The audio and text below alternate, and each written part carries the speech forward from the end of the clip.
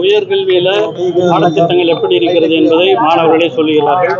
அவர்கள் சிறப்பாக படித்துக் கொண்டிருக்கிறார்கள். பாடத்திட்டத்தை அறிவியல் ரீதியாக வளர்க்க வேண்டும் என்றும் தமிழக முதலமைச்சர் அவர்கள் அமெரிக்காவிலிருந்தே சொல்லியிருக்கிறார். அதற்கான பாடத்திட்டத்தை அறிவியல் ரீதியான வளர்ப்பதற்கான நடவடிக்கைகளும் எடுக்க வேண்டும் என்று அறிவுறுத்தி இருக்கிறார். அதுபோன்று நடைபெற்றுக் கொண்டிருக்கிறது.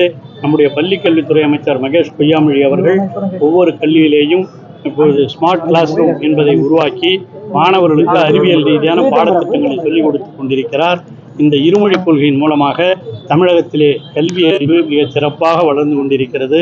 முதலமைச்சர் அடிக்கடி சொல்லுவது எண்ணிக்கை மட்டும் உயர்ந்தால் போதாது, தரமும் உயர வேண்டும் என்றுதான் அவர் சொல்லியிருக்கிறார். அந்த அடிப்படையிலே நம்முடைய தமிழகத்தில்தான் இந்தியாவில் மட்டுமல்ல உலகத்திலே இருக்கிற மிக பெரும் அளவிற்கு நம்முடைய கல்வி வளர்ந்திருக்கிறது. அந்த கல்வி வளர்ச்சியின் காரணமாகத்தான் உங்களுக்கு ஒன்றே ஒன்று சொல்லிக்கொள்ள விரும்புகிறேன்.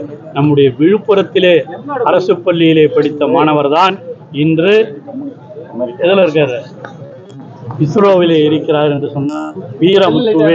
வீரமுத்துவேல் இங்கே படித்தவர், விழுப்புரத்தில் ஹைஸ்கூல்ல கவர்மெண்ட் ஸ்கூல்ல படித்தவர் தான் படித்திருக்கிறார்னா அன்று திராவிட மாடல் அன்றிலிருந்து இன்று வரை நம்முடைய பள்ளியினுடைய கல்வித்தரம் சிறப்பாக அமைந்திருக்கிறது என்பதற்கெல்லாம் இதெல்லாம் ஒரு எடுத்துக்காட்டு.